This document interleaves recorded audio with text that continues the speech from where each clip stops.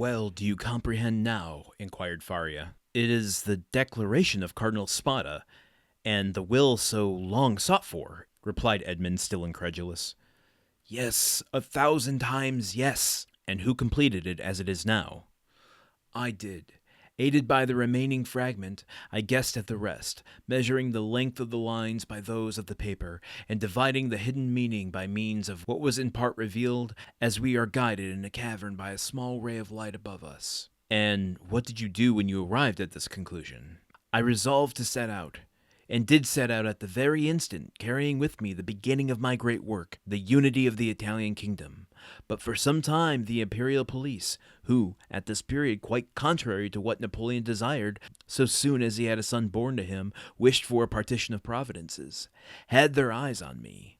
And my hasty departure, the cause of which they were unable to guess, having aroused their suspicions, I was arrested at the very moment I was leaving Piombino. Now, continued Faria, addressing Dante with an almost paternal expression, now, my dear fellow, you know as much as I do myself. If we ever escape together, half this treasure is yours.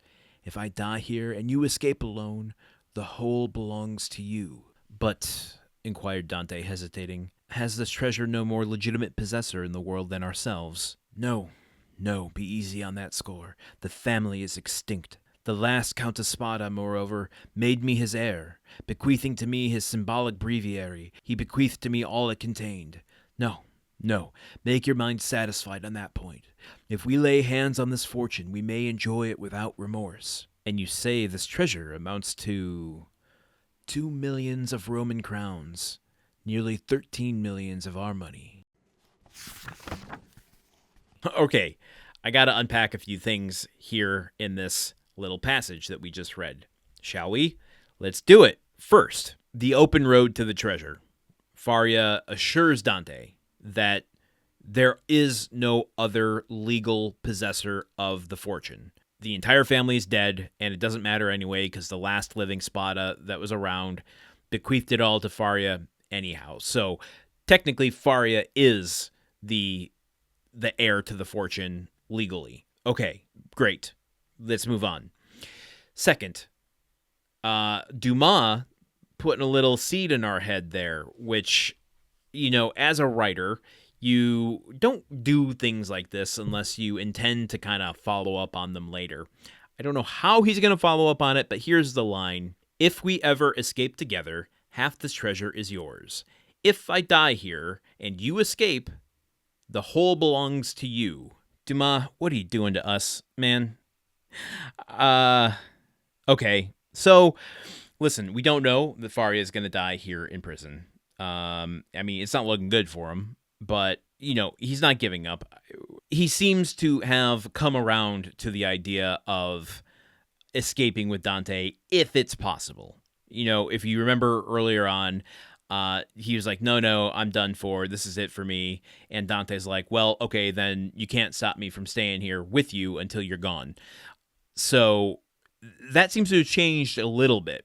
Why would he say if we escape together if he didn't think that it was a possibility? But why would Dumas say, if I die here and you escape alone, the whole belongs to you? Well, okay, then, you know, we need to clear Dante's conscience down the line that when he comes across this treasure, if he does, there's not going to be anything morally stopping him from taking it. That line is doing a lot of heavy lifting in terms of foreshadowing and, I guess, backstory or thematic stuff, characterization. Like, there's a lot going on in that line that you could just easily skip over. So I think that just sealed the Faria's fate. That's the line from the scary movies that say, I'll be right back, and then you never come back. If you say, I'm going to die before you get a thing like a treasure, you're going to die before you get the treasure. That's just what happens. So let's not get too emotionally attached to Faria, everyone. Let's just calm down and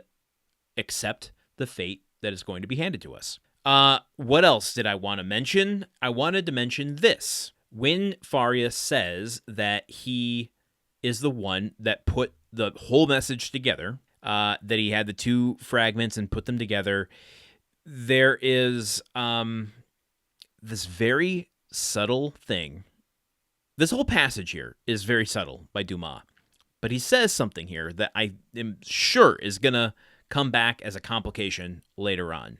He says, this is Faria, I was aided by the remaining fragment, and I guessed at the rest, measuring the length of the lines by those of the paper, and then dividing hidden meaning by means of what was in part revealed. Essentially saying, well, okay, it mostly matched up, but, like, if you tear a piece of paper in half, it's not like you're cutting a piece of paper. If you're tearing it versus cutting it, there's going to be, like, overlap. There's going to be little filaments of the paper, the pulp, that pull apart and get lost or frayed, and so that could have missing information on it, and that's what Faria has to guess at, to join these two pieces of paper together. So let's go back to yesterday's episode and just look at the treasure map part of this, where he says, my soul heir that I have buried in a place he knows and has visited with me. So if you look at the actual text, which I know this is a podcast and audio medium, go and look for it yourself. The way Dumas writes this is he says, all that I have buried, and the word buried has an ellipses in the center of it. So BU ... So buried. And then later on, all I possessed, POSS ... ESSED. That, I'm assuming, is indicating where the tear in the paper was. Okay, great. Well, where else do those ellipses appear? They appear here. That I alone ... know of the existence of this treasure, which may amount to nearly 2 ... million, or 2 mil ... illions of Roman crowns. Okay, that all seems fine and dandy. On raising the 20th RO ... CK rock from the small creek in the east to open ... ings ing in the caves furthest angle. Later it says the treasure is in the furthest A ... NGLE angle in the second. So now, upon reading it, it doesn't seem like there's any missing information there. I would agree with Faria that he has successfully put this paper together. However, that's not to say that there's not something else there. Like, the one that's catching my eye is the very last one. The treasure is in the furthest A ... NGLE in the second. So the furthest angle in the second of these caves. There might be... That might be... You remember, like, Mad Magazine and the very last page when you folded things over? Like, it had a picture, like an illustration, and then if you folded the back cover 3 different ways into like a pamphlet style or brochure style, it made a different picture. That might be what's happening here with this word. It could be the furthest A and then a word that ends in NGLE.